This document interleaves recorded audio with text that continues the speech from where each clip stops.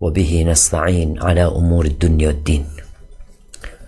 Segala puji bagi Allah Jalla Jalaluh, Tuhan semesta alam. Dialah pemilik jagat raya ini. Dialah yang mencipta. Dialah yang mengatur. Dialah yang memberikan segala fasilitas. Dan dialah yang menghidupkan dan mematikan. Tidak ada daun yang jatuh kecuali dengan izinnya. Tidak ada air yang turun dari langit kecuali dengan restunya. Tidak ada biji yang tumbuh kecuali dengan kehendaknya. Hanya kepada Allah kita meminta pertolongan dalam menghadapi urusan-urusan dunia dan urusan-urusan agama. Tanpa pertolongan dan bantuannya, tidak ada yang mudah. Tidak ada yang dapat dilakukan. Karena sejatinya manusia adalah makhluk yang lemah. Wa khuliqal insanu dha'ifa. La hawla wa la quwwata illa billah.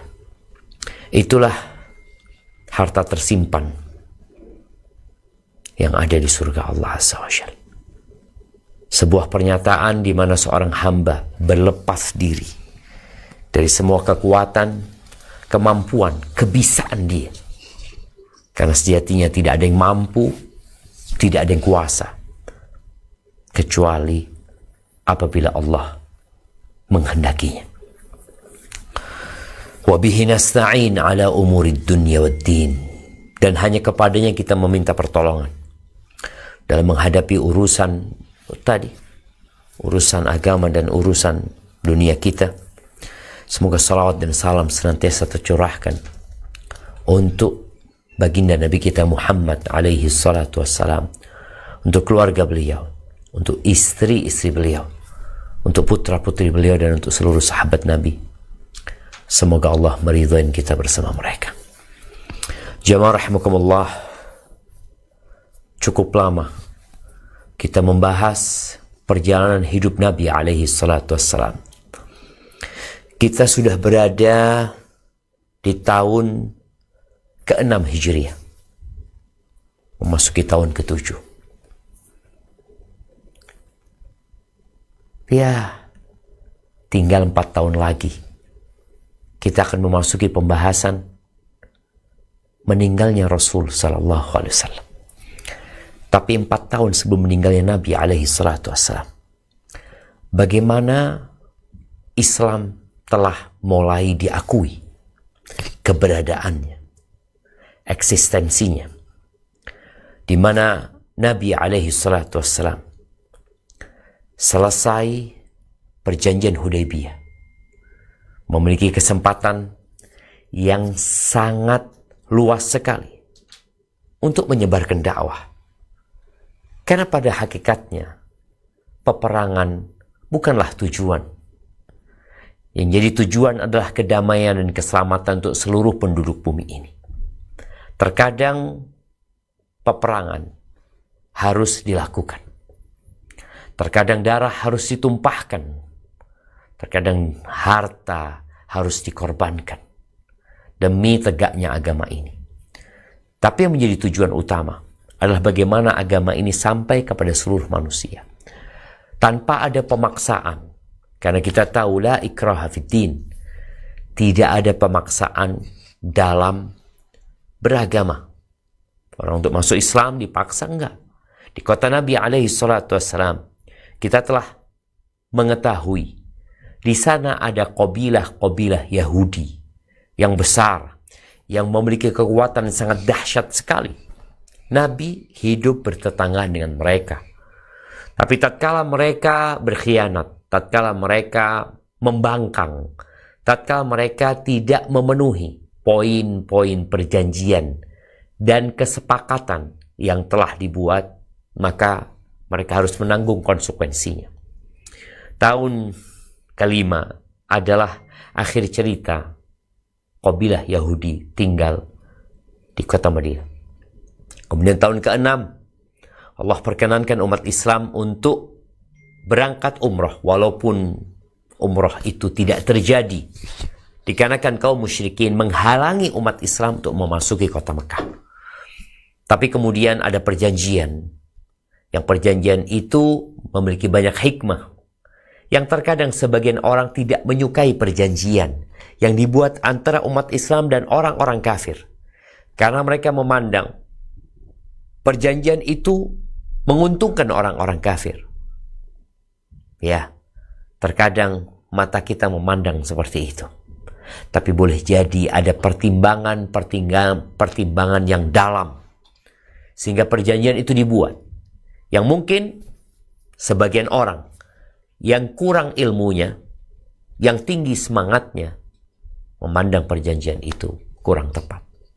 Tapi kita tahu, boleh jadi yang kalian benci itu baik buat kalian, dan sebaliknya boleh jadi yang kalian suka itu buruk buat kalian. Setelah perjanjian Hudaybiyah, Nabi SAW memiliki kesempatan yang luas untuk berdakwah tanpa diganggu lagi. Karena kita tahu gangguan itu menghalangi proses dakwah ini untuk sampai. Seperti orang yang dari Jember mau ke Jakarta. Dari awal dia sudah mau ke Jakarta. Tapi kenapa dia nggak sampai Jakarta? Setahun, 2 tahun. Ternyata di Surabaya dia dihalangi. Nggak bisa melanjutkan perjalanan. Berangkat lagi dikit dihalangin. Tapi tatkala ada perjanjian damai yang membuat umat Islam bisa cepat untuk sampai ke Jakarta tadi, maka akan segera sampai. Dan perjanjian Hudaybiyah adalah kunci membuka pintu agar Islam ini sampai di mana ada malam dan siang.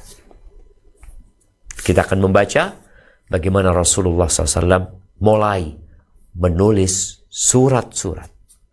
Kepada siapa? Ya, kepada tokoh-tokoh masyarakat, kepada para raja, para penguasa. Mengajak mereka untuk masuk surga.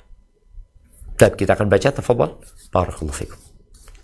Surat-surat Nabi kepada para raja dan penguasa. Setelah perang Hudaybiyah dan perjanjian antara kaum muslimin dengan Quraisy, maka mulailah Rasulullah SAW menyurati para raja dan penguasa. Para peneliti mengatakan bahwa para ahli sejarah berbeda pendapat tentang tanggal surat-surat tersebut, sehingga tidak satu pun yang dapat memastikan tanggalnya, kecuali hanya bahwa penulisan surat dan pengiriman utusan terjadi setelah perjanjian Hudaybiyah. Ketika Rasulullah SAW hendak menulis surat, seseorang berkata kepadanya, mereka tidak akan membaca surat kecuali ada capnya atau stempel. Kemudian beliau SAW pun membuat cap dari perak yang terukir dengan tulisan Muhammad Rasulullah. Barakallahu fikum. Iya. Jamaah rahimakumullah. Para sejarawan tidak bisa memastikan di tanggal berapa, di bulan apa. Tapi yang jelas, mereka dapat menetapkan bahwa penulisan surat-surat itu dan pengirimannya setelah perjanjian Hudaybiyah.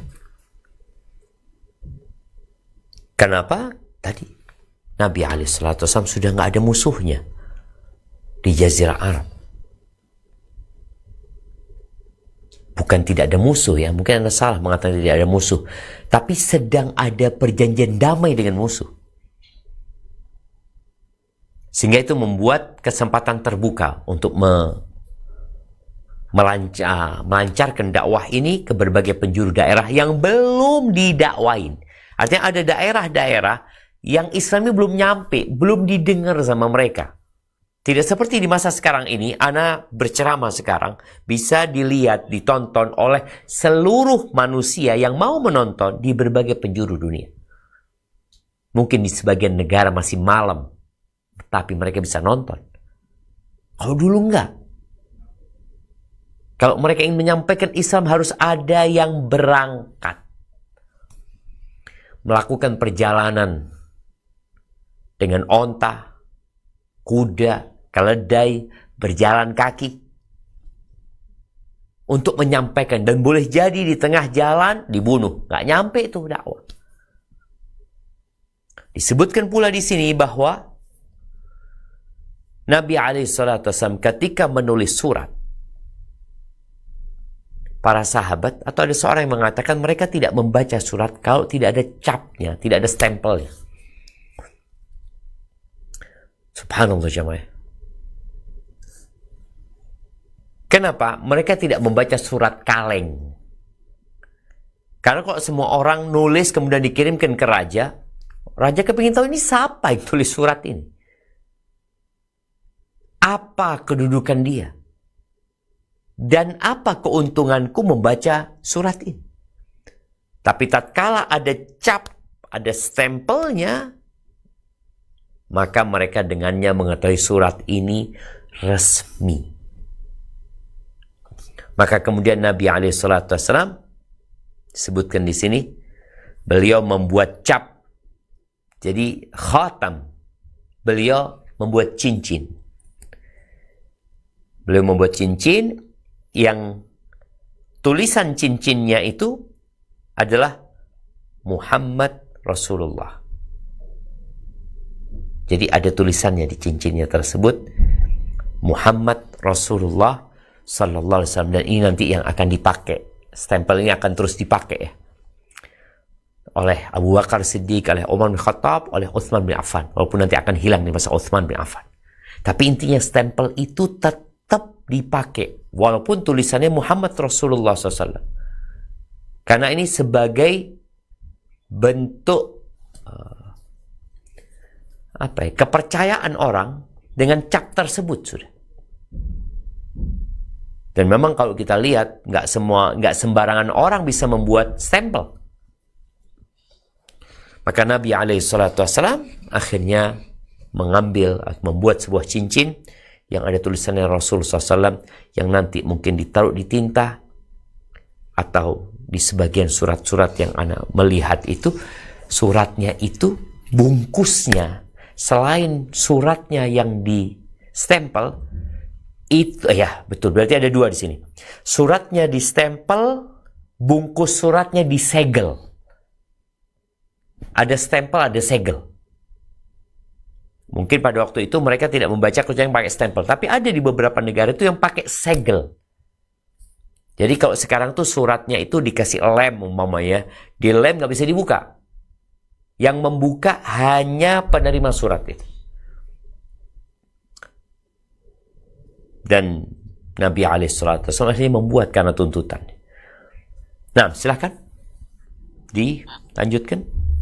Di antara surat-surat tersebut yang sangat autentik adalah surat yang dikirim Rasulullah SAW kepada Heraklius, yang teks surat tersebut terdapat di dalam Sahih Al-Bukhari, yaitu, dengan nama Allah yang Maha Pengasih lagi Maha Penyayang, dari Muhammad bin Abdullah, utusan Allah.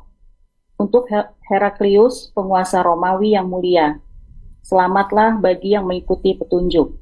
Amma ba'du. Aku mengajakmu dengan ajakan Islam. Masuklah ke dalam Islam, niscaya engkau akan selamat. Allah akan memberikan kepadamu 2 pahala.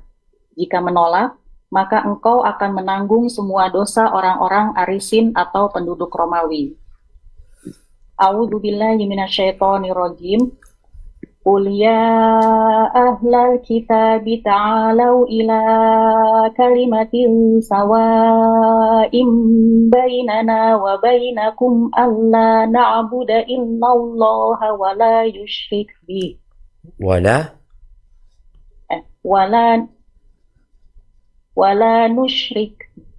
nusyrika bih. Alla na'budu illallaha wa la nusyrika bihi syai'an wa la yattakhidha ba'duha ba'dan arbaba wa la yattakhidha ba'duna ba'dan arbaban min dunillah.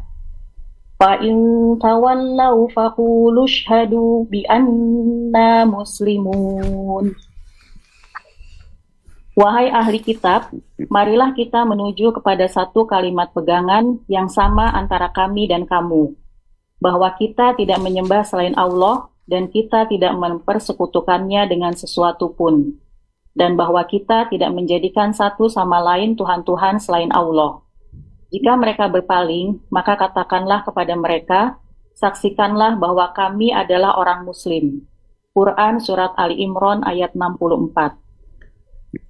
Di dalamnya juga terdapat kisah Heraklius dengan Abu Sufyan ketika ia bertanya kepadanya tentang Nabi Muhammad SAW setelah surat itu datang kepadanya yang dibawa oleh Dihyah Al-Kalbi. Namun, raja tersebut tidak menjawab ajakan Nabi SAW, bahkan tidak membalas dengan balasan yang baik. Ia lebih memilih kerajaannya sehingga tidak mendapatkan hidayah dari Allah. Barakallahu fikum. Ahibati fillah. Ya, ada banyak penguasa dan raja yang Nabi menulis surat kepada mereka. Dan disebutkan di antara yang paling otentik adalah surat Nabi SAW kepada Heraklius. Yang disebutkan bahwasanya suratnya itu masih ada. Coba tadi, anak tadi sudah kirim. Nah, ini jamaah, coba dibesarin. Ya, ini disebutkan surat Nabi SAW kepada Heraklius. Dan Nabi menyebutkan, Bismillahirrahmanirrahim, min Muhammad Abdullah wa Rasulih, kita lihat itu, ila Herakl, azimir Rum, wa salamun ala man ittaba'al huda. Amma ba'd, fa inni ad'uka bi di'ayatil Islam. Aslim taslam, yu'tikallahu ajraka marratain. Fa in tawallaw, na'am, fa 'alaika ithmul arisiyin. Terus ada ayat Al-Qur'an ya, yang beliau tulis ya. Kita lihat ada capnya yang paling bawah itu. Capnya, itu cap yang tadi disebutkan ya. Itu cincin Nabi SAW. Ini disebutkan ada di Masjid Al-Husain kalau nggak salah, yang ada di Jordania. Wallahu alam yang ada itu aslinya atau replikanya. Tapi kira-kira seperti itu. Surat Nabi SAW. Kita lihat tadi, coba ditampilkan lagi. Nah, penulisannya bisa dilihat tidak ada huruf, tidak ada titik dan tidak ada harokat. Titiknya nggak ada, coba diperdekat. Diperdekat, nah lihat. Nggak ada titiknya.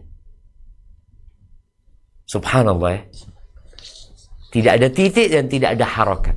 Namun orang Arab asli bisa membacanya.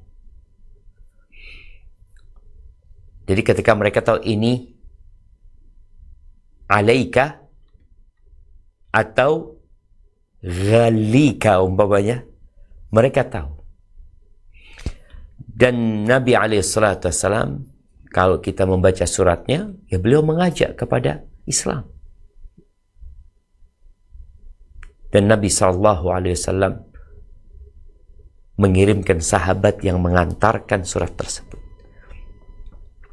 Dan boleh jadi Romawi ini jadi daerah terdekat dari Madinah.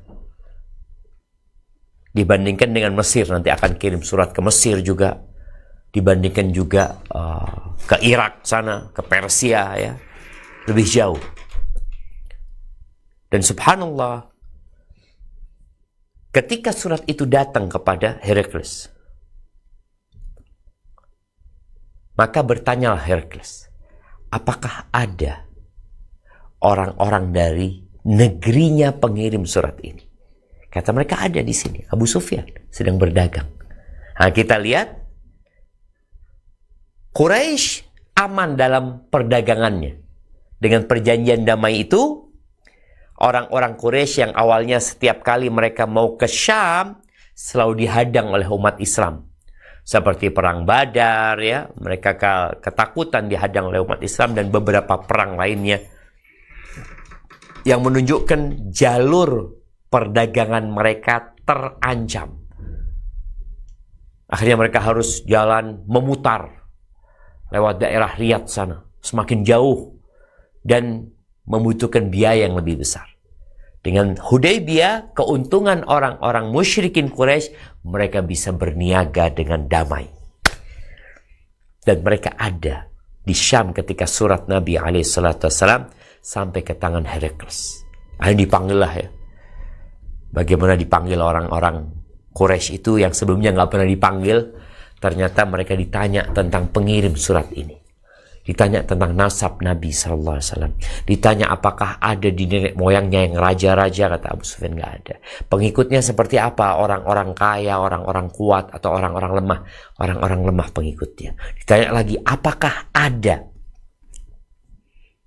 di antara pengikutnya yang murtad karena benci sama agamanya? Kata Abu Sufyan nggak ada. Bagaimana peperangan di antara kalian? Kata dia, sijal, kadang kala kita kalah, kadang kala kita menang. Ayaghdir, apakah dia berkhianat? Abu Sufyan nggak tahu. Kita masih dalam perjanjian. Boleh jadi berkhianat. Abu Sufyan tahu Nabi SAW nggak berkhianat ya. Tapi dia mau bohong itu takut. Karena Herakles mendatangkan orang-orang Quraisy di belakang Abu Sufyan. Dan dikatakan, kalau orang ini bohong, kalian katakan bohong. Kalau dia benar, ya kalian katakan benar. Ucapan Abu Sufyan maksud. Dan subhanallah, Abu Sufyan nanti dapat hidayah. Herakles nggak dapat hidayah. Dan ahibati fillah, ini buat pelajaran kita semua ya. Kadangkala kekayaan, kekuasaan, harta itu membuat seseorang jadi congkak dan sombong. Berat bagi dia untuk mengikuti orang yang di bawahnya. Secara harta, secara jabatan dan kedudukan. Maka kita lihat Raja Romawi ini, Kaisar Romawi, gak masuk Islam. Tapi dia mengatakan kepada Abu Sufyan, kalau aku bisa sampai ke tempat dia, aku akan datang kepada Nabi Muhammad SAW dan mencuci kaki Nabi SAW. Dia tahu kenapa ada di kitab-kitab mereka. Dan mereka sedang menunggu Nabi akhir zaman.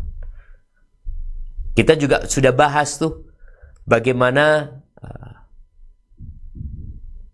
ketika Nabi SAW berumur 12 tahun, apakah Nabi pernah ikut pamannya berdagang ke Syam? Sebagian ulama atau banyak ulama yang mengatakan iya. Yang di situ Romawi mengutus, hati-hati, akan ada orang yang jadi nabi dan mereka ingin membunuhnya, atau Yahudi yang ingin kematian Nabi tersebut sallallahu alaihi wasallam, dan Nabi itu adalah Nabi Muhammad alaihi salatu wassalam. Tapi dia menolak. Barakallahu fiik. Lanjutkan. Dalam Sahih Al-Bukhari dari Ibnu Abbas radhiyallahu anhu bahwa Rasulullah Shallallahu alaihi wasallam mengirim suratnya kepada Kisra yang dibawa oleh Abdullah bin Huzafah As-Sahmi. Beliau Shallallahu alaihi wasallam memerintahkan untuk menyerahkannya ke penguasa Bahrain, lalu ia menyerahkan ke Kisra. Setelah membacanya, ia pun merobek-robeknya. Berkata perawi, aku menduga Ibnu Musayyab berkata, Rasulullah mendoakan keburukan bagi mereka seraya berkata, mereka akan dicabik-cabik. Barakallahu fikum. Naam. Ya, kalau tadi surat yang dikirim ke Raja Romawi yang namanya Kaisar. Surat kedua adalah kepada Raja Persia. Yang sebutan Raja Persia adalah Kisra. Raja Habasyah sebutannya Najasyi. Raja-raja Mesir terdahulu sebutannya Firaun. Ini surat dikirim ke Raja Persia. Tidak diserahkan langsung, tapi diserahkan melalui Bahrain. Karena gubernur Bahrain itu orangnya Raja Persia. Jadi mungkin kalau sekarang ya, kita mau kirim surat ke presiden lewat gubernur Jakarta umpamanya. Atau lewat siapalah orang-orang yang memiliki kedekatan secara kekuasaan dengan pemimpin. Itu surat dikirimkan ke Azim Bahrain oleh pemimpin Bahrain, sama pemimpin Bahrain dikirim ke Kisra. Ketika dibaca, dirobek surat-surat Nabi SAW. Perawi mengatakan di sini bahwa Ibnu Musayyib berkata, Nabi mendoakan keburukan buat mereka.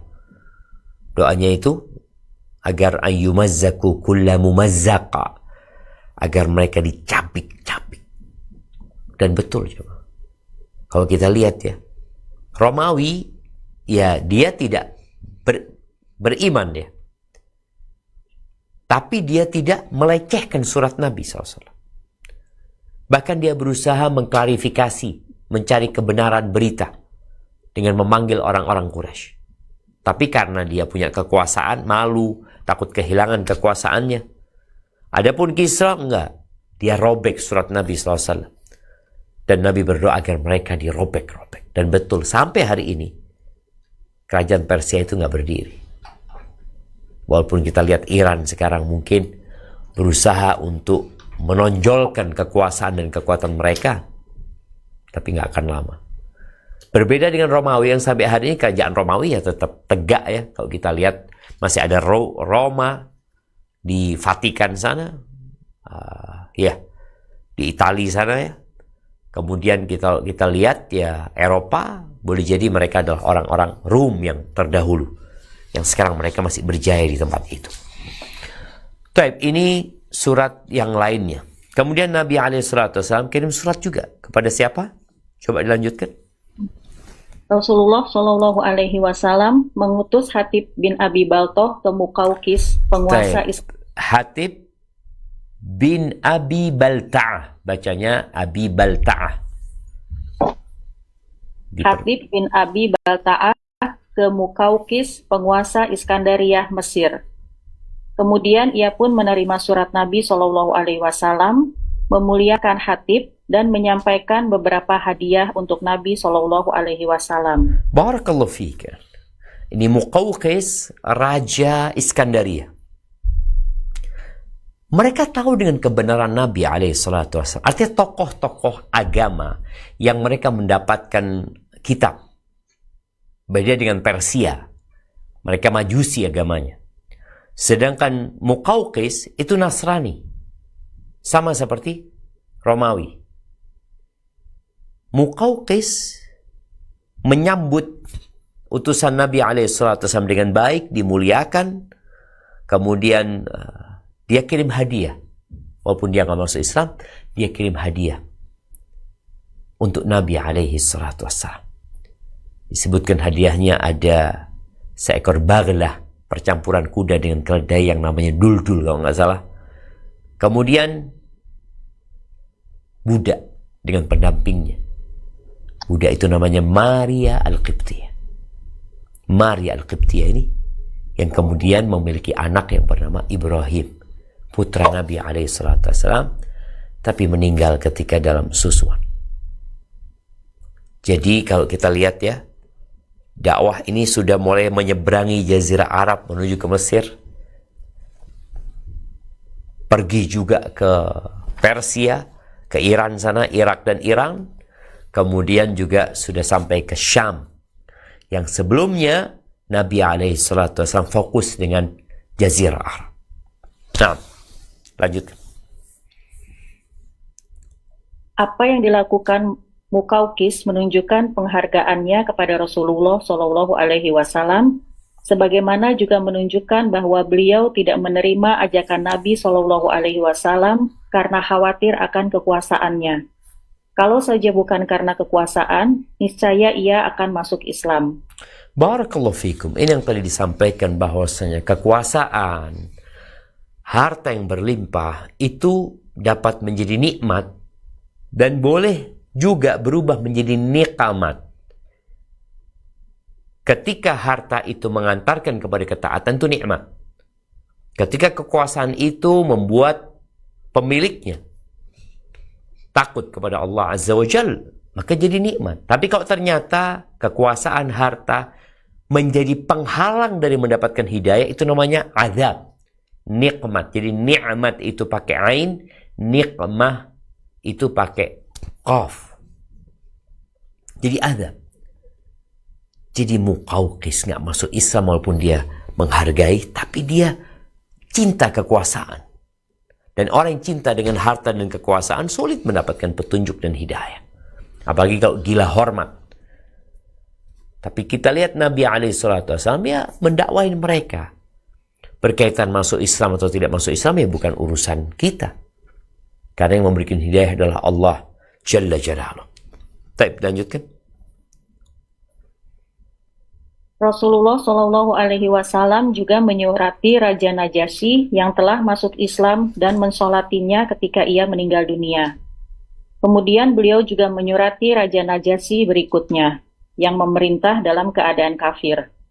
Dalam Sahih Muslim dikatakan dari Anas radhiyallahu anhu bahwa Nabi Shallallahu Alaihi Wasallam menyurati Raja Kaisar, Kisra, Najasyi, dan semua penguasa mengajak mereka semua untuk beriman kepada Allah. Namun bukan Najasyi yang disalawatkan oleh beliau Shallallahu Alaihi Wasallam. Barakallahu fiik. Iya, tadi udah disinggung bahwa Najasyi adalah sebutan untuk Raja Habasyah. Kisra sebutan untuk Raja Persia. Kaisar sebutan untuk Raja Romawi. Muqawqis sebutan buat Raja Iskandaria. Fir'aun sebutan untuk Raja Mesir ya. Nabi SAW disebutkan beliau kirim surat kepada penguasa-penguasa itu. Ke Najasyi kirim surat. Tapi disebutkan oleh Anas bin Malik, surat Nabi SAW ke Najasyi bukan Najasyi yang masuk Islam. Bukan Najasyi yang Nabi mensolatinya ketika meninggal dunia. Tapi Najasyi yang berkuasa setelah yang masuk Islam itu meninggal dunia. Barakallahu fiik. Nah, lanjutkan. Rasulullah Shallallahu Alaihi Wasallam mengutus Sulaid bin Amr ke Haudzah bin Ali, penguasa amanah. Tetapi penguasa amanah. Yamamah ya. Oh. Diperbaiki. Nah, ini lihat kalau kita Yamamah. Rasulullah mengutus Sulaid bin Amr ke Haudzah bin Ali, penguasa Yamamah, tetapi ia tidak masuk Islam. Selain itu mengutus Al-A'la bin Hadromi ke Jaifar bin Jalandi dan Amar bin Jalandi Al-Azdi, penguasa Oman. Beliau juga menyurati Al-Munzir bin Sawi, penguasa Bahrain, melalui Abul Ala Al-Hadromi. Ia pun masuk Islam dan mengakui kekuasaan Nabi Shallallahu Alaihi Wasallam. Semua surat isinya mengajak kepada Islam dan masuk ke dalamnya. Barakallahu fikum. Kita lihat ya bagaimana Nabi alaihi salatu wassalam. Ya, belum ada teknologi seperti sekarang yang seharusnya kita dengan segala kemudahan dan fasilitas yang ada memanfaatkan semua itu untuk berdakwah. Untuk mengajak orang-orang ke dalam kebaikan. Bayangin ya, bagaimana para sahabat Nabi sallallahu ala nabiyina wasallam yang dikirim ke Mesir, yang dikirim tadi ke Yamamah, yang dikirim ke Oman, yang dikirim ke Muqawqis. Itu mereka melakukan perjalanan panjang untuk menyampaikan satu surat. Menyampaikan satu surat, perjalanan 1 bulan. Atau lebih, atau kurang. Sekarang kau bisa menulis tulisan di statusmu yang bisa dibaca orang yang ada di Amerika. Tapi terkadang kita tidak memanfaatkan untuk kebaikan. Hanya untuk omong kosong. Kadangkala usaha untuk eksistensi diri supaya terus nampak. Maka tolong manfaatkan teknologi yang ada dalam ketaatan kepada Allah Azza wa Jalla. Mungkin kau berkata kau bukan ustaz. Ya, nggak harus ustaz yang menyampaikan. Tapi ilmu yang harus disampaikan. Nabi SAW mengatakan liyuballigh syahid minkumul ghaib. Yang hadir sampaikan kepada yang tidak hadir. Artinya kalau sekarang yang ikut kajian nih, hendaklah dia menyampaikan kepada yang tidak ikut kajian. Isi surat Nabi mengajak kepada Islam, mengajak kepada kedamaian, dan bagaimana mereka masuk ke dalam agama Allah ini. Bukan berurusan dengan harta, dengan kekuasaan. Nggak ada. Dunia bakal hilang dan sirna.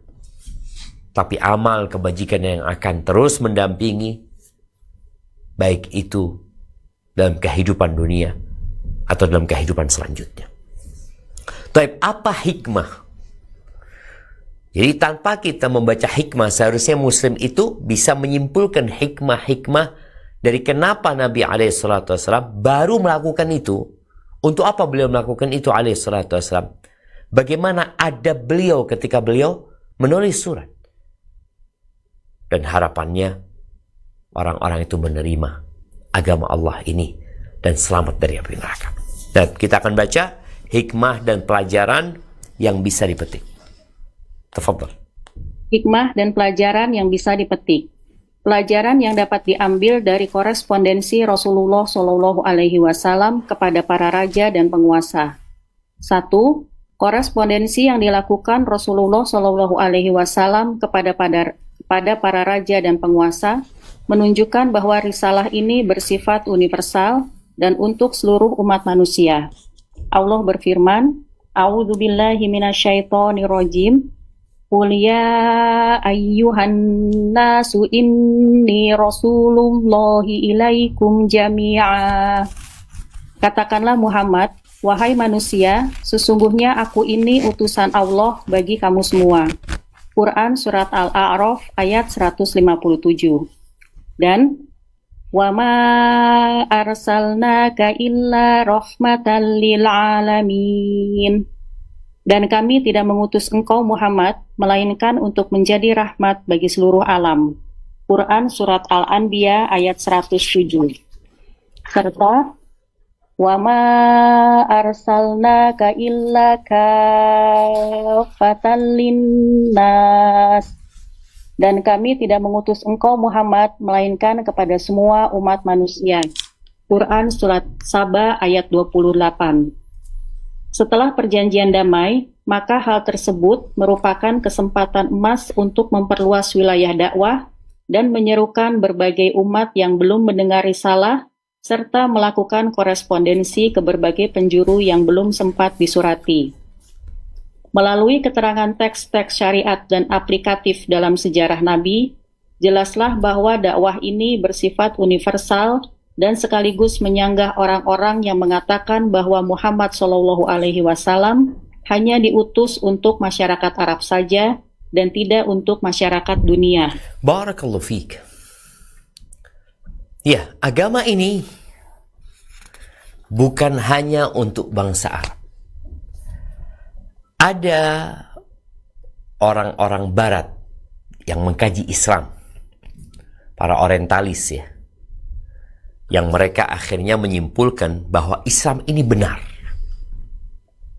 Mereka menyimpulkan Islam ini benar. Baik. Bagus ini pernyataannya. Tapi kenapa engkau tidak masuk Islam? Ya, Islam ini agama yang benar, tapi khusus orang Arab. Jadi kita yang bukan orang Arab ini nggak benar kalau masuk Islam. Itu dalam pandangan mereka. Loh, kalau engkau menganggap Islam itu agama yang benar, tapi khusus buat orang Arab, bagaimana dengan ayat-ayat yang baru saja kita baca? Yang menunjukkan bahwa beliau diutus untuk seluruh umat manusia, untuk alam semesta ini. Bagaimana dengan surat-surat yang Nabi kirimkan? Bagaimana dengan umat Islam yang tahu-tahu ada di Kabul, ada di Uzbekistan? Kalau ternyata untuk orang Arab saja, ya cukup di Jazirah Arab. Kenapa Islam kok bisa sampai ke Andalusia? Nyebrang dari dataran Afrika menuju ke dataran atau daratan menuju ke daratan Eropa.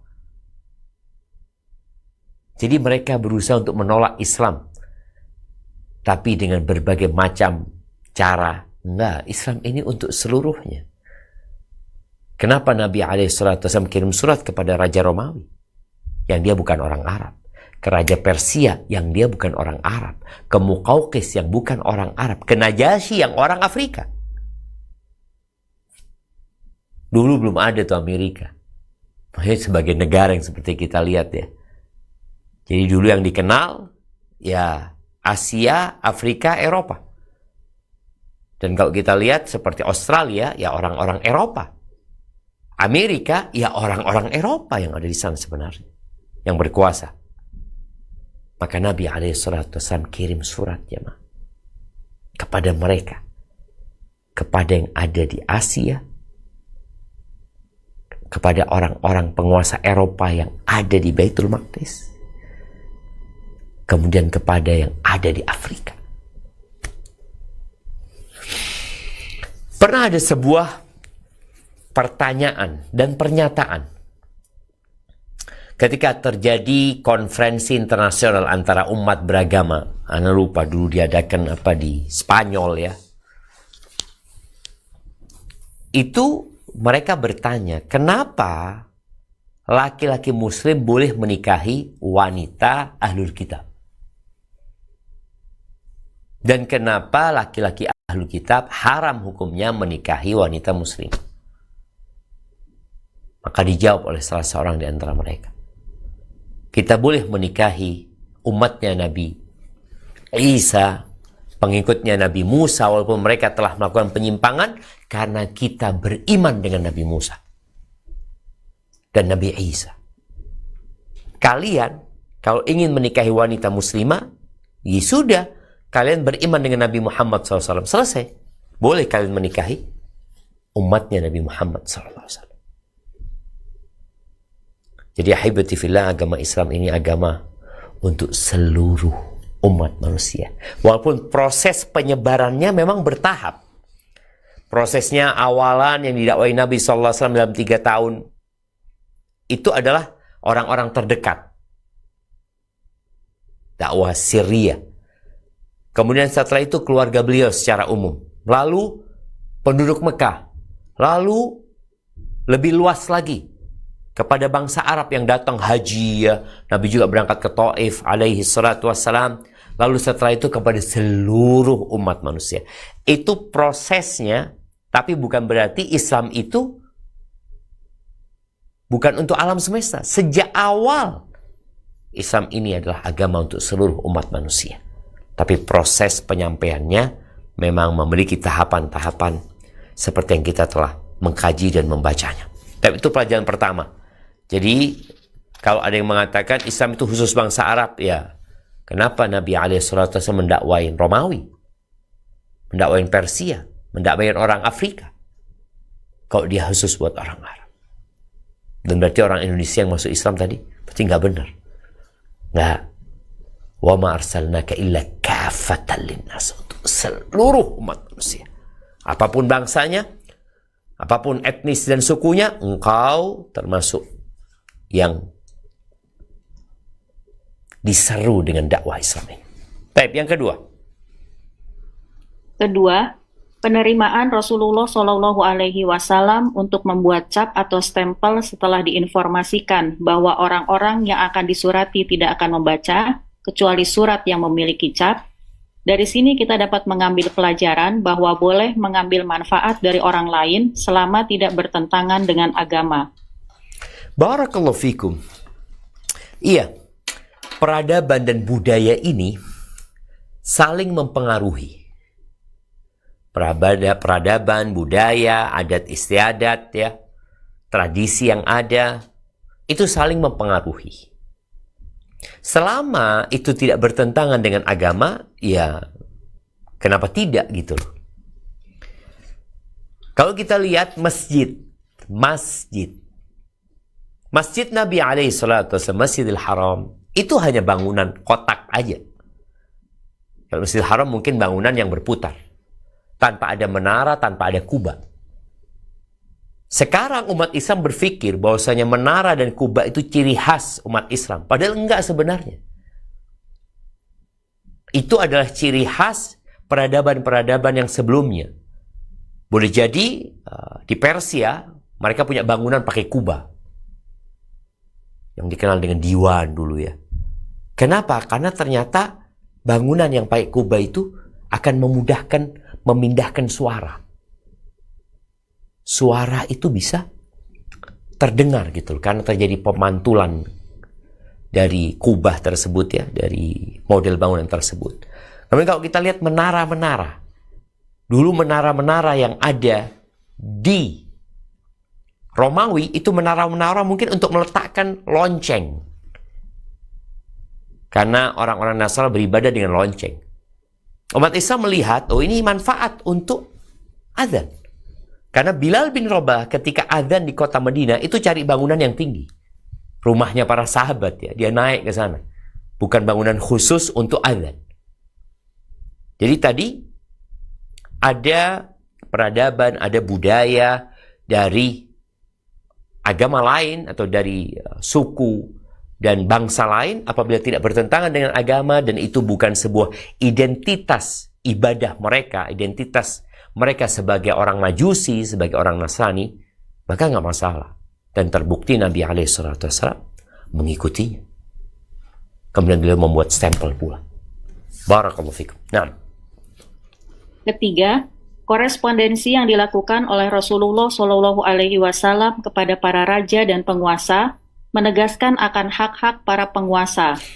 Rasulullah Shallallahu Alaihi Wasallam menulis surat kepada mereka dengan menyebutkan jabatan dan penghargaan kepadanya, yaitu penguasa Romawi yang mulia, penguasa Persia yang mulia, dan demikian seterusnya. Barakallahu fikum. Nah, ahibati fillah, di sini juga pentingnya kita memahami adab dan etika tatkala kita berdakwah. Dengan siapa kita berbicara, itu penting orang itu tahu. Sehingga dia dapat memilih kosakata, kalimat yang tepat. Tujuannya adalah bagaimana orang ini mau menerima dakwah ini. Hargain orang tersebut, hormatin orang itu. Nabi SAW menulis Azimir Rum. Ya, dia diagungkan memang di Romawi. Azim Faris, dia diagungkan di Persia sana. Dan Nabi SAW memulai dengan dirinya mengatakan min Muhammadin Rasulillah. Dari Muhammad utusan Allah Azza wa Jalla. Dan hambanya. Disampaikan itu kepada mereka. Kita pun jangan bakhil-bakhil. Makanya kadang-kala di acara ya, di sebuah acara resmi yang ada penyebutan nama-nama para pejabat umpamanya. Yang terhormat Bapak Bupati Jember umpamanya. Bersama keluarga, atau yang terhormat Sekda Jember, atau yang terhormat apalah seperti itu nggak masalah ketika itu dibutuhkan, dan boleh jadi itu pembuka pintu dakwah sehingga mereka merasa dihormati. Engkau tetap walaupun engkau masuk Islam ya, engkau tetap diagungkan gitu, tapi pengagungan plus. Karena sebagian penguasa dia takut kalau dia masuk Islam berarti dia jadi pengikut, jadi bawahan. Enggak, kau tetap diagungkan. Tapi engkau sudah menjadi Muslim. Dan keberadaanmu di sana sebagai kepanjangan dari ya umat Islam. Kepanjangan dari Rasul Sallallahu Alaihi Wasallam yang beliau mengutus orang-orang untuk berdakwah dan mengutus orang-orang untuk dapat menyampaikan agama Allah ini di tempat-tempat tertentu. Barakallahu fikum. Nah. Keempat, kita perhatikan bahwa Rasulullah Shallallahu Alaihi Wasallam menggabungkan antara metode targhib wa tarhib, motivasi dan intimidasi. Beliau Shallallahu Alaihi Wasallam berkata kepada penguasa Romawi, masuklah ke dalam Islam, niscaya engkau selamat dan Allah akan memberikan kepadamu 2 pahala. Ini adalah bentuk motivasi. Kemudian beliau Shallallahu Alaihi Wasallam berkata, jika engkau berpaling, maka engkau akan menanggung dosa seluruh rakyat Irishin. Dan ini adalah bentuk intimidasi kepadanya apabila tidak menerima Islam. Barakallahu fikum. Iya. Berkaitan dengan metode targhib wa tarhib. Targhib wa tarhib. Ini sebenarnya metode yang berada dalam Al-Quran Al-Karim. Bagaimana Allah Azza wa Jal di dalam Al-Quran ketika memerintahkan kepada manusia, maka dijanjikan kepada mereka surga bagi yang mengamalkannya, dan yang menolaknya dan mengabaikan ada neraka. Dan Nabi SAW menggunakan hal ini pula. Bagaimana beliau berkata kepada Heraklius, beliau mengatakan, aslim taslam, masuklah ke dalam Islam, engkau akan selamat. Engkau akan selamat. Dan Allah akan memberikan pahala double. Tapi kalau engkau menolak, engkau akan menanggung dosa orang-orang Arisin, ya.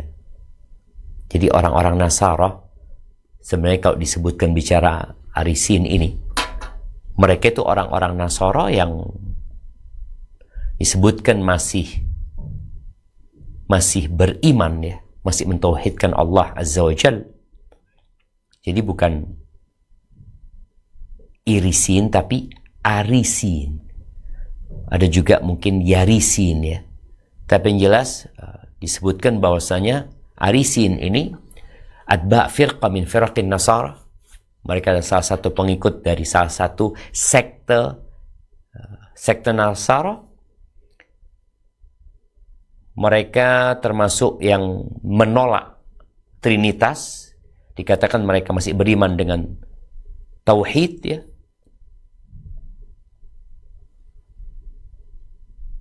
Naam. Dan disebutkan bahwasanya kalau dia menolak, dia akan menanggung dosanya orang-orang Arisin tadi. Karena kita tahu setelah datangnya Nabi Muhammad alaihi salatu wassalam, orang itu harus beriman dengan Nabi alaihi salatu wassalam. Beliau penutup para nabi. Syahadatnya adalah asyhadu an la ilaha illallah wa asyhadu anna Muhammad Rasulullah sallallahu alaihi wasallam. Oleh karena itu, kalau kita mengikuti cerita Salman Al-Farisi yang berpindah dari satu pendeta kemudian ke pendeta selanjutnya, Nasara ini. Di cerita itu bahwasanya pendeta itu Muslim. Pendeta itu mentauhidkan Allah Azza wa Jal. Kemudian pada akhirnya dikatakan kepada Salman Al-Farisi, udah nggak ada lagi orang yang mentauhidkan Allah Azza wa Jal, ya. Atau dikatakan sudah jarang sekali, ya, pendeta-pendeta yang masih berada di atas tauhid. Akhirnya Salman diarahkan untuk hijrah. Karena akan diutus Nabi yang tempat hijrahnya adalah negeri yang banyak pohon kurmanya. Yang akhirnya Salman berangkat ke sana. Jadi ini termasuk sebuah kelompok tadi yang disebutkan dia masih mentauhidkan Allah, tapi mereka, ya, apabila tidak beriman dengan Nabi Muhammad alaihissalam, maka nggak ada gunanya. Ma min Yahudiyin wala Nasraniyin. Kata Nabi SAW, tidak ada satupun orang Yahudi dan tidak ada satupun orang Nasrani yang mendengar tentang aku. Thumma lam yu'min billadhi ursiltu bih. Kemudian dia tidak beriman dengan yang aku diutus dengannya. Illa kana min ashabin nar. Melainkan dia akan menjadi penghuni neraka. Dan nih, raja, kalau engkau beriman, engkau dapat pahala banyak gitu loh. Tapi dia menolak, jamaah. Artinya surat itu pun mungkin disembunyikan sama dia, tidak dibacakan kepada rakyatnya. Karena dia khawatir rakyatnya akan beriman. Dan kita tahu setelah Islam masuk ke Syam, ketika Umar bin Khattab menerima kunci Masjidil Aqsa, kita melihat banyak orang di sana yang kemudian memeluk agama Islam ini. Baik, lanjutkan. 5.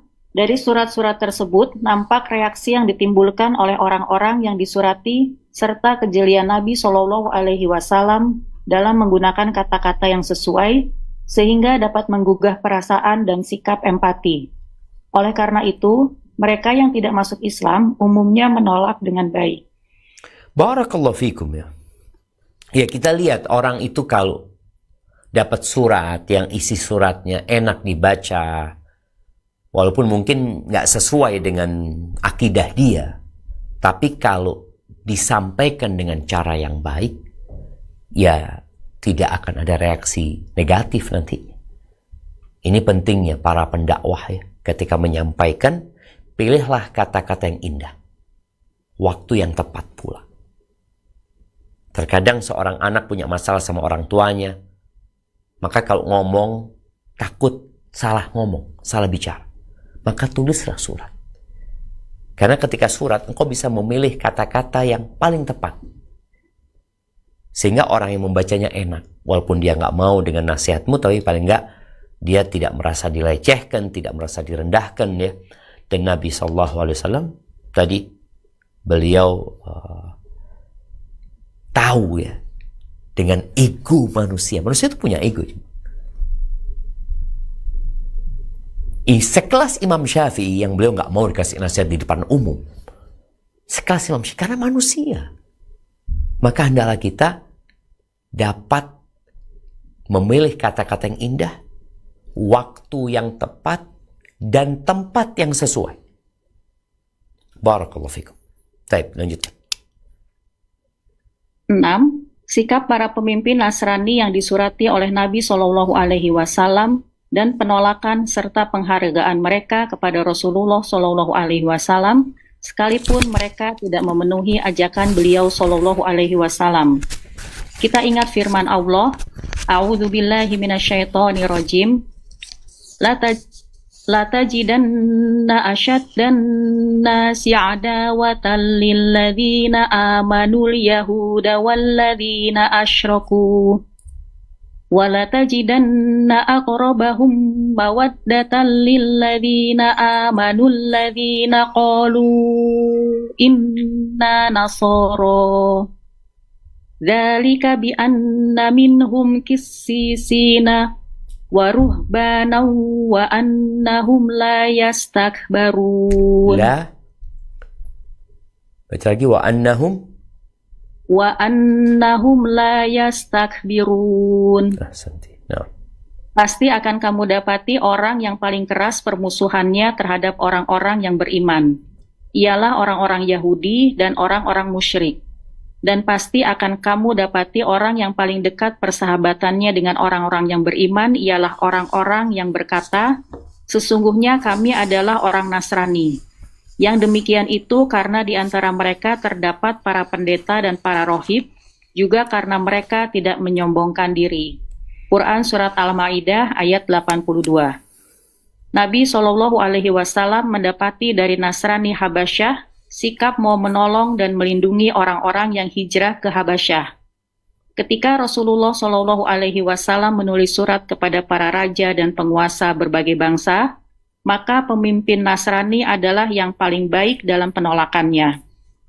Heraklius, Raja Romawi di wilayah Syam, berusaha untuk meyakinkan rakyatnya agar menerima Islam tetapi gagal. Oleh karena itu, ia pun menolak dengan baik. Begitu pula Muqawqis, penguasa Kibti, Mesir, juga sangat baik penolakannya sekalipun tidak kalah baik kecenderungannya terhadap Islam. Bahkan ia mengirimkan hadiah yang sangat baik kepada Nabi SAW. Selain itu, ketika Syam dan Mesir dibebaskan, penduduknya telah mengenal Islam dan segera masuk ke dalam Islam. Barakallahu fikum. Iya, kalau kita lihat orang-orang Nasara lebih enak diajak ngomong sebenarnya. Lebih dekat daripada Yahudi. Apa penyebabnya? Allah Azza wa Jalla membagi manusia menjadi 3. Yang pertama adalah orang-orang yang mengetahui kebenaran dan mengikutinya. Yang kedua adalah orang-orang yang tidak tahu kebenaran, kemudian dia tersesat. Yang ketiga, orang-orang yang tahu kebenaran tapi tidak mau mengikutinya. Jadi yang pertama adalah umat Islam yang tahu kebenaran dan menjalankannya. Yang kedua adalah orang-orang Nasara yang disebut ad-dhalin. Dalam setiap salat kita mengatakan ghairil maghdubi alaihim waladhdallin. Bukan jalan orang-orang yang dimurkai dan bukan jalan orang-orang yang tersesat. Orang Nasrani ini nggak tahu. Karena memang ada usaha dari Yahudi sendiri untuk menyimpangkan dan menyesatkan mereka. Dan adanya perubahan dalam dirubah-rubahnya kitab Injil mereka dan juga Taurat. Sedangkan orang-orang Yahudi ini orang-orang yang tahu kebenaran tapi nggak mau mengikutinya. Apa penyebabnya tidak mau mengikuti kebenaran? Bukan karena nggak tahu, tapi karena iri, karena dengki, karena permusuhan. Maka sulit kali mereka untuk menerima. Dan kalau menolak dengan kebencian. Bagaimana yang pernah kita baca? Cerita Huyai bin Akhtab, bapaknya Sofiyah, istri Nabi sallallahu alaihi wasallam. Huyai bin Akhtab ini tahu bahwa Nabi alaihi salatu wasallam adalah utusan Allah. Bagaimana ketika dia datang melihat Nabi sallallahu alaihi wasallam lalu pulang ke rumahnya, ngobrol sama saudaranya, sama Abu Yasir. Sofiyah mendengar obrolan mereka berdua. Abu Yasir, pamannya Sofiyah, ngobrol sama bapaknya mengatakan, apakah betul itu Nabi yang dijanjikan Allah Azza wa Jalla? Yang akan diutus sebagai penutup para Nabi. Kata Huyai, nah betul. Huwa. Kata dia. Terus bagaimana sikapmu? Kata dia, adawatuhu ma'hayi. Aku akan memusuhi dia selama aku hidup. Selesai nih. Di mana orang ini akan dapat hidayah kalau dia memang benci, bukan nggak tahu. Sedangkan disebutkan bagaimana Syam dan Mesir ketika Islam sampai ke sana, wa arafa ahluhal Islam, dan penduduknya tahu Islam itu apa, mereka segera masuk ke dalam agama Islam. Dan kita seharusnya berjuang ya untuk mendakwain orang-orang Nasara ini agar mereka masuk Islam. Karena ketika mereka diajak dialog ya, dijelaskan tentang Islam itu apa, ya semoga mereka mau menerima.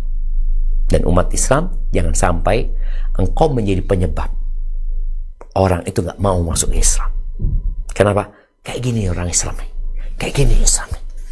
Maka tunjukkan keindahan Islam dan amalkan Islam dengan penuh keikhlasan. Barakallahu fiik, itu mungkin yang dapat kita kaji pada kesempatan kali ini. InsyaAllah kita akan masuk pada pertemuan yang akan datang berkaitan dengan perang Khaybar, di mana peperangan ini melawan orang-orang Yahudi yang sejatinya mereka menunggu Nabi sallallahu alaihi wasallam, tapi mereka tidak mau mengimani. Baik, kita masuk ke sesi tanya jawab. Ana kembalikan ke moderator kita. Jazakillah khair.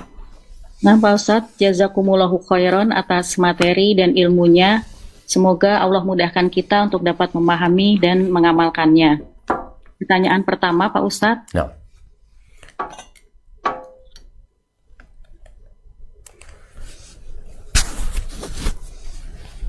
Sebentar Pak Ustadz.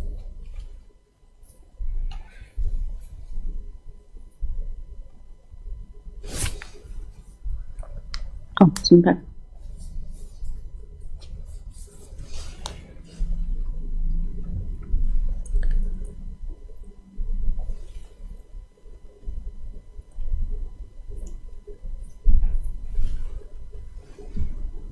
Pertanyaan pertama Pak Ustadz, saya hamil 4 bulan, ini kehamilan kedua saya. Dan ternyata janinnya anencefali atau cacat tanpa tempurung kepala. Dan kalau lahir umurnya juga pendek. Apa boleh saya menggugurkannya Pak Ustadz? Umur berapa? Umur 4 bulan. 4 bulan. Barakallahu fiik. Naam, ahibati fillah, berkaitan dengan janinnya yang ada di perut seorang ibu. Apabila sebelum umur 4 bulan, artinya sebelum berumur 120 hari, itu masih ada kemungkinan bisa digugurkan. Di saat memang para dokter menyampaikan kondisi janin ini bermasalah. Tapi kalau sudah ditiupkan ruh, maka nggak boleh digugurkan.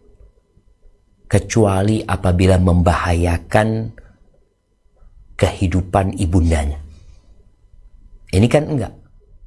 Ini hanya prediksi anak itu tidak punya tempurung, boleh jadi kalau lahir nanti nggak panjang umurnya, pertanyaannya siapa yang tahu? 4 bulan, bulan ke-5, bulan ke-6, bulan ke-7, dan Allah Maha Kuasa atas segala sesuatu. Boleh jadi dengan adanya masalah di dirimu, engkau akan semakin dekat sama Allah Azza wa Jalla. Engkau akan terus memohon kepada Allah Azza wa Jalla, dan boleh jadi itu memang dibuat seperti itu oleh Allah Azza wa Jalla agar sang bunda dan sang ayah serta keluarga besar terus berdoa memohon kepada Allah Azza wa Jalla. Maka apabila sudah ditiupkan ruh, nggak boleh digugurkan. Terus gimana nanti? Serahkan sama Allah. Yang tahu dengan umur janin ini Allah Azza wa Jalla. Ya, medis hanya memperkirakan. Karena menurut mereka kalau seperti ini ya biasanya ya 90% umurnya nggak panjang, 90%. Atau 95%. Atau 97%, tapi ada 3%. Kekuasaan Allah Azza wa Jalla. Allah tinggal mengatakan kun. Maka teruslah merawat itu janin di perut.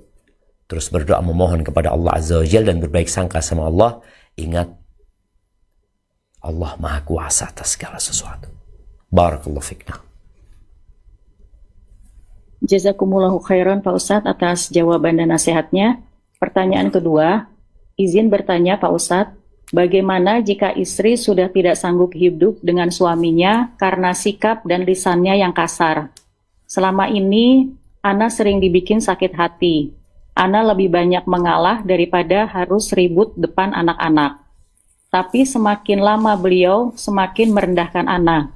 Ana menikah karena dijodohkan. Ana hanya menuruti keinginan Allah yarham Abah dan Mama. Tapi orang tua Ana ternyata tidak mencari tahu dengan teliti.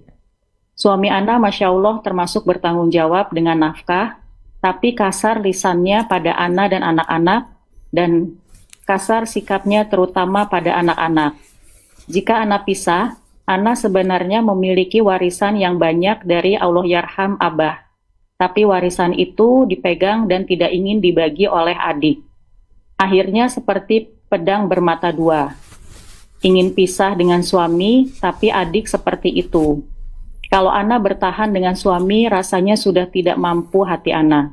Mohon nasihatnya untuk Ana Pak Ustadz. Barakallahu fiik. Wa fiik wa barak. Ahibati fillah. Allah menjadikan hidup ini tempat ujian buat kita semua. Wa nabluukum bisyarri wal khairi fitnah. Kami berikan ujian kepada kalian yang bentuknya kebaikan. Kesehatan tubuh itu ujian. Kenyamanan, keharmonisan rumah tangga juga ujian. Yang pertanyaannya, bersyukur nggak engkau? Karena ada orang yang merasa tidak diuji. Hidupnya penuh dengan kesenangan, engkau sedang diuji. Diuji syukurmu. Tatkala ada kesusahan dan kesulitan, diuji kesabaranmu. Kembali kepada pertanyaan tadi. Kalau suamimu bertanggung jawab, tapi masalahnya dia punya karakter yang buruk. Apa sebenarnya usaha yang sudah engkau lakukan dalam memperbaiki karakter suami? Ana masih ingat dengan sebuah kisah di mana ada seorang laki-laki, setiap wanita yang menikah dengan dia akan khulu, akan menggugat cerai, atau mengajukan penebusan dirinya. Bukan gugat cerai ya, khulu itu mengajukan penebusan diri. Sampai akhirnya laki-laki ini melamar seorang wanita. Dan diterima lamarannya. Padahal ada track record yang sudah diketahui oleh perempuan ini. Bahwa laki-laki ini berulang kali menikah dan istri-istrinya khulu. Ditanyalah oleh calon suaminya, engkau kok mau nerima aku? Dengan ya track record yang tidak baik yang sudah engkau ketahui. Kata perempuan ini, laki-laki, perempuan yang buruk adalah perempuan yang membuatmu bersikap buruk. Perempuan yang buruk adalah perempuan yang membuatmu bersikap buruk. Apa makna kata-kata perempuan ini? Dan betul ya, akhirnya menikah dengan perempuan ini. Subhanallah, karakter terburuk laki-laki yang telah diceritakan di masyarakat itu hilang. Sikap kerasnya, kasarnya hilang. Kenapa? Istrinya dapat mengkondisikan hal itu. Ingat, yang bertanya ini istri, maka anak akan berbicara kepada sang istri. Engkau tahu singa itu punya karakter buruk. Dia buas. Ya memang dia binatang buas. Tapi pernahkah engkau melihat singa dipermainkan oleh seorang laki-laki di atas tempat sirkus ya? Disuruh loncat, dia loncat. Disuruh duduk, dia duduk. Kok bisa? Kalau singa ternyata bisa ditundukkan, apalagi suamimu. Terkadang istri ini dari awal sudah memberontak. Dia merasa yang salah suami. Betul, suamimu salah. Karakternya buruk. Tapi apa yang bisa engkau lakukan? Engkau bikin suamimu tidak marah di rumah. Oh, dia ini Ustaz, masalah-masalah remeh dibesar-besarkan. Oke, jangan ada masalah remeh. Kau kan sudah tahu sikap suamimu. Masalah remeh bisa jadi besar. Maka bagaimana engkau membuat dia tidak bisa berbicara? Dengan cara tidak ada masalah di rumah. Engkau minta tolong sama Allah Azza wa Jalla. Apa sih yang membuat suamimu marah? Apa yang membuat suamimu memakimu ya? Menghinamu, bertindak kasar, apa? Catat itu, karena ini satu, ada 10 poin penyebab suamimu jadi kasar dan berlaku buruk. Enggak, oh ini 1, 2, 3, 4, 5, 6, 7, 8, 9, 10. Kau kurangin 1 jadi 9. Berarti marahnya berkurang. Kasarnya berkurang. 1 lagi jadi 8. Jadi 7. Jadi 5. Tinggal 5 perkara mungkin belum bisa engkau lakukan. Pelan-pelan. Nanti jadi 4. Jadi 3, jadi 2, jadi 1. Bahkan boleh jadi dia sulit untuk bersikap kasar lagi. Karena nggak ada yang menggoda dia untuk bersikap kasar. Atau nggak ada yang memancing dia untuk bersikap kasar. Dan ini sudah terbukti jamaah. Terbukti di singa tadi. Gimana singa itu bisa tunduk. Apalagi cuma suamimu. Jadi jangan menyerah. Yang perlu kau lakukan adalah mendata sekarang. Permasalahan-permasalahan apa yang membuat suamimu marah. Ini sebagai bentuk perjuanganmu beribadah kepada Allah Azza wa Jalla. Demi menyelamatkan rumah tangga karena iblis ingin kau berpisah. Dan tadi engkau sudah sebutkan, kalau mungkin warisanmu sudah engkau terima, engkau mungkin sudah pisah. Tapi kan nggak bisa. Mungkin Allah ingin engkau bertahan dengan cara memperbaiki. Dan banyak wanita ya lupa dengan kebaikan-kebaikan suaminya, fokus dengan kekurangannya. Sekarang yang perlu engkau lakukan adalah bersyukur atas nikmat yang Allah berikan, kelebihan-kelebihan suami, dan bicara kekurangan suami, ada yang bisa diabaikan, ada yang harus diperbaiki. Dan karena kala memperbaikinya dengan memperbaiki diri kita sendiri. Hadza wallahu a'lam bissawab. Nah, Pak Ustadz, jazakumullahu khairan atas nasihatnya. Pertanyaan berikutnya, Assalamualaikum Pak Ustadz.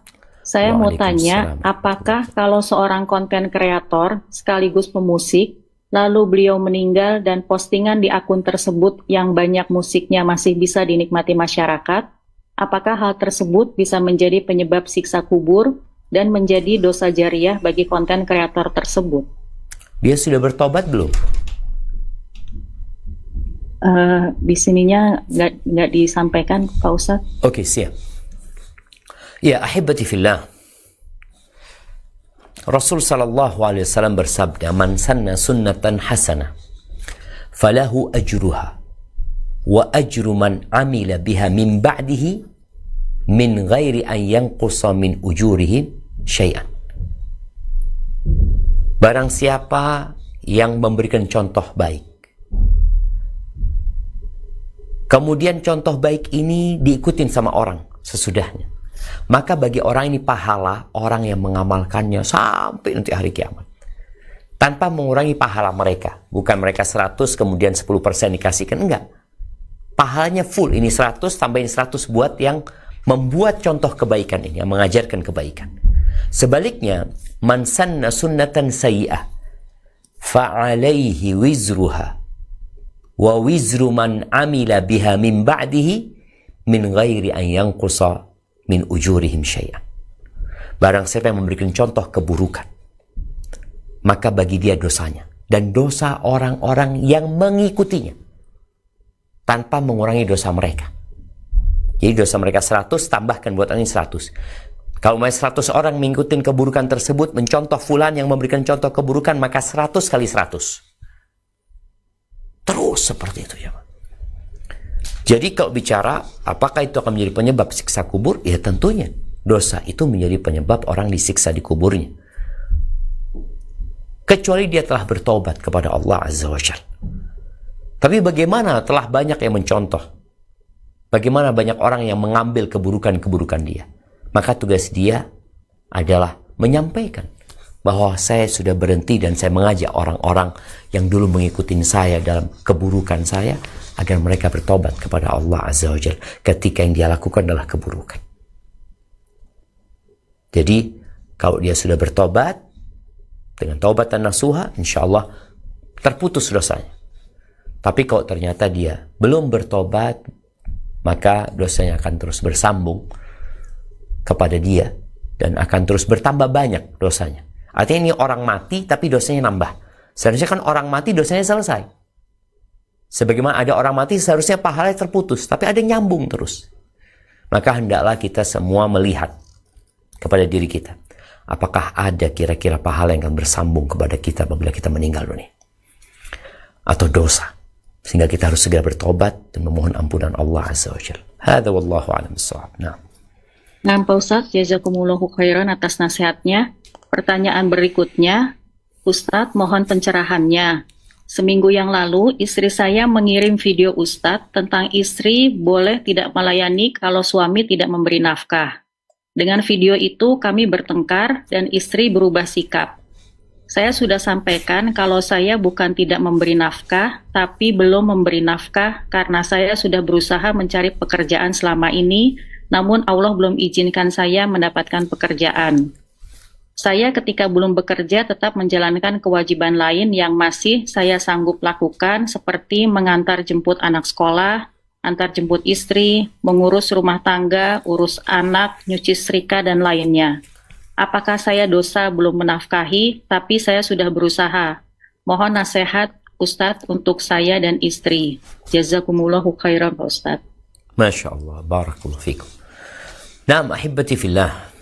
Pertanyaan yang menarik ya. Karena memang kita tahu urusan rezeki ini tidak semua dikasih rezeki yang cukup oleh Allah Azza wa Jalla. Berkaitan dengan seorang wanita yang tidak dinafkahin oleh suaminya, yang mana sang suami ini punya kewajiban memberikan nafkah, sandang, pangan, papan. Sandang, pangan, papan. Itu secara umum. Kalau ternyata sang suami tidak memberikan tempat tinggal, sang suami juga tidak memberikan makanan buat istrinya. Bahkan dia makan sama istrinya mungkin. Yang ketiga, dia juga tidak memberikan pakaian kepada istrinya. Maka pada masa dia tidak memberikan itu, istri punya beberapa pilihan. Pilihannya tadi sang istri tetap melayani suami, tapi dihitung hutang. Dan itu mungkin yang perlu disepakati sama istri. Kalau bicara, engkau tetap melayani aku bukan tidak memberikan nafkah, tapi aku akan memberikan nafkah, hitung utang ketika aku tidak memberikan nafkah. Dan atau tadi bisa disebutkan, pekerjaan yang seharusnya tugasnya istri, suami masih melakukan. Umpamanya dia masih mengantar istri. Yang seharusnya kalau bicara ngantar istri ini, kalau pakai duit gitu loh. Itu kalau di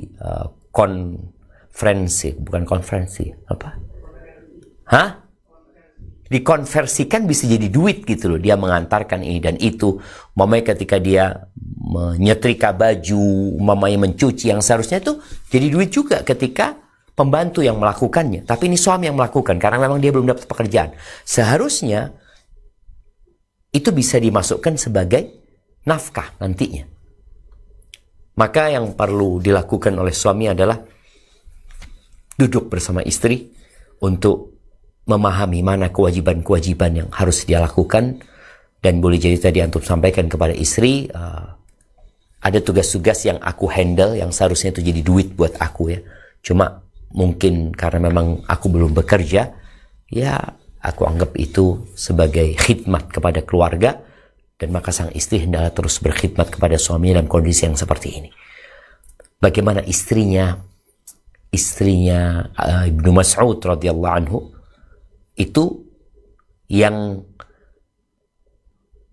memberikan nafkah kepada keluarga itu istrinya. Tapi tetap istrinya melayani suaminya dengan baik. Karena berharap pahala dari kehidupan rumah tangga itu.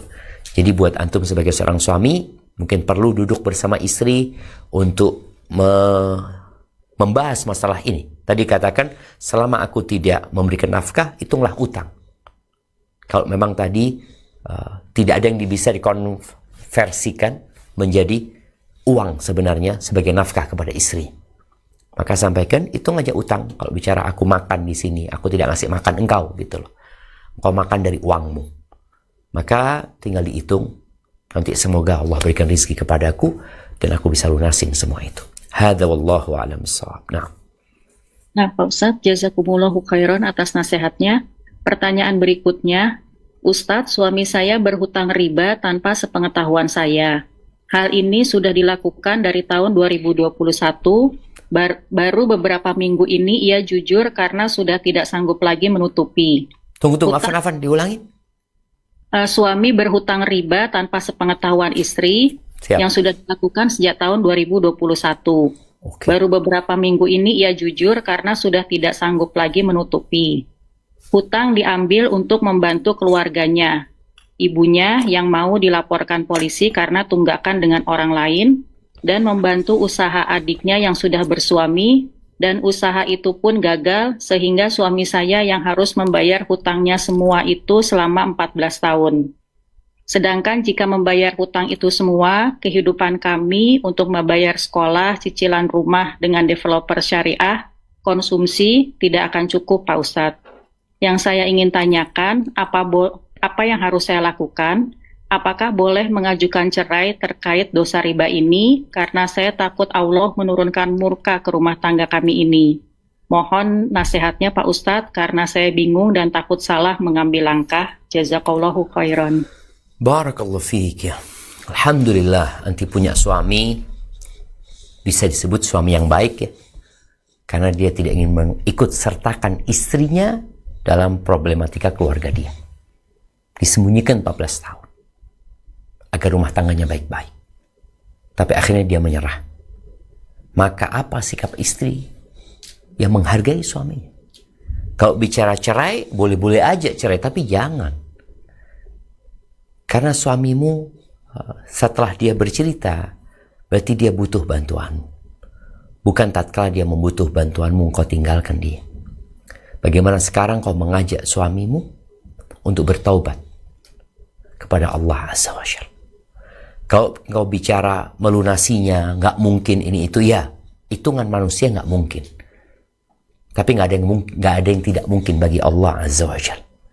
Maka terimalah suamimu, minta dia bertobat kepada Allah Azza wa Jalla. Kemudian kalau bicara ini masalah adalah sebenarnya bukan masalah suamimu, masalah orang tuanya, masalah saudarinya. Maka bagaimana juga sang istri kalau dimintain arahan, ya udah duduk sama orang tua. Apa yang bisa dijual? Kalau mungkin ada rumah orang tua, adik juga mungkin punya harta yang, karena ini utang mereka, bukan utangnya suami sebenarnya. Artinya suami mau berbuat baik, tapi karena kurangnya ilmu, akhirnya dia terjebak dalam riba ini, sehingga dia dilaknat. Kita tahu ya, orang yang melakukan riba dilaknat oleh Allah Azza wa Jalla. Maka nasihat ana, engkau dampingi suamimu kalau memang dia ingin bertobat kepada Allah Azza wa Jalla, dan cari solusi. Dan ingat, solusi itu tidak harus dengan bekerja saja, tapi solusi yang paling utama adalah bertobat dan beristighfar. Allah Azza wa Jalla mengatakan, وَمَنْ يَتَّقِ اللَّهِ يَجْعَلْ لَهُ مَخْرَجًا وَيَرْزُقْهُ مِنْ حَيْثُ لَا يَحْتَسِبْ. Barang siapa bertakwa kepada Allah, Allah akan berikan solusi dan Allah akan kasih rezeki dari arah yang tidak disangka-sangka. Barakallahu fiik. Baik, mungkin kita ke pertanyaan terakhir. Tafadhali. Baik Pak Ustadz, pertanyaan terakhir. Ustadz, apabila seseorang masih bisa jalan kaki dengan aman, dan ketika sholat 5 waktu dia malah duduk ketika sholat, apakah sholat dia sah? Apakah sholat dia tidak sah dan harus diulang sholatnya? Barakallahu fiik. Ya, ini jadi pertanyaan yang penuh tanda tanya sebenarnya. Ada orang yang bisa berjalan kaki, tapi kok sholat duduk. Apakah sholatnya sah atau tidak? Karena termasuk rukun sholat adalah berdiri dalam sholat fardu. Maka hendaklah kita menanyakan hal itu kepada orang tersebut. Karena ada orang yang mampu berjalan tapi nggak mampu berdiri. Jadi kalau dia berdiri lama, dia akan pusing. Atau dia akan merasakan sakit. Tapi kalau jalan, bisa.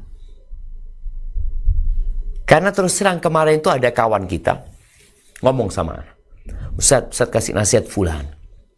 Kenapa fulan itu kalau ruku nggak bener, Ustaz? Jadi kalau ruku itu nggak pas gitu rukuknya. Dia nunduk tapi nggak pas, nggak sampai menyentuh lututnya, nggak sampai lurus punggungnya gitu. Akhirnya kita tanya sama fulan, kenapa engkau rukuknya seperti itu? Baru dia cerita bahwa dia punya masalah.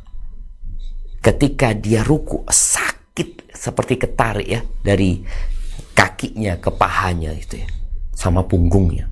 Akhirnya kalau dia paksakan lurus, yang menekuk itu lututnya. Disinilah kita perlu bertanya kepada orang tersebut. Kita jangan menghukumi orang itu nggak sah sholatnya karena dia sholatnya duduk. Padahal boleh jadi dia nggak mampu berdiri, jalan bisa. Maka ada sebagian orang itu kalau jalan bisa, jalan dia. Tapi waktu berdiri dia sebentar berdiri terus duduk. Maka tadi sampaikan kepada orang tersebut, mungkin engkau sholatnya pakai kursi. Jadi kapan engkau bisa berdiri, engkau berdiri. Tapi kalau sudah capek, ya duduklah. Kemudian ada orang yang nggak bisa bangkit dari sujud umpamanya. Dari duduk nggak bisa. Dia mungkin berdiri bisa, tapi kalau sudah sujud nggak bisa berdiri lagi dia. Butuh bantuan. Maka mungkin tadi sholatnya berdiri, duduknya di kursi. Kalau memang masalahnya dia kalau sujud nggak bisa, umpamanya. Berarti dia berdiri saja bisa, kemudian dia duduk ketika ruku dan sujud umpamanya. Allah Azza wa Jalla berfirman, "Fattaqullaha mastata'tum." Bertakwalah kepada Allah sesuai dengan kemampuan kalian. Jadi setiap orang itu punya kemampuan yang berbeda-beda, jangan menjadikan diri kita sebagai tolak ukur mereka.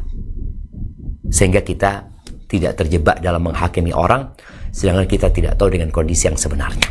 Itu jamaah yang dapat Anda sampaikan. Kurang lebihnya mohon maaf. Yang benar dari Allah Azza wa Jal, yang salah dari diri Anda pribadi. Allah dan Rasul terbebaskan dari kesalahan itu. Sampai berjumpa kembali. Semoga senantiasa dalam lindungan ilahi. Anda mohon undur diri, Anda kembalikan ke moderator. Wassalamualaikum warahmatullahi wabarakatuh. Waalaikumsalam warahmatullahi wabarakatuh. Jazakumullah khairan Pak Ustadz atas ilmu, nasihat, dan pencerahannya kepada kami. Semoga Allah mudahkan kami semua untuk dapat memahami dan mengamalkannya. Jazakumullahu khairan kepada seluruh peserta yang sudah bergabung di Zoom. Mohon maaf atas segala kekurangan dalam penyelenggaraan kajian kali ini. Dan mohon maaf untuk pertanyaan-pertanyaan yang tidak dapat kami bacakan dikarenakan ketersediaan waktu. Semoga Allah pertemukan kita kembali di kajian-kajian berikutnya. Barakallahu fikum. Wassalamualaikum warahmatullahi wabarakatuh.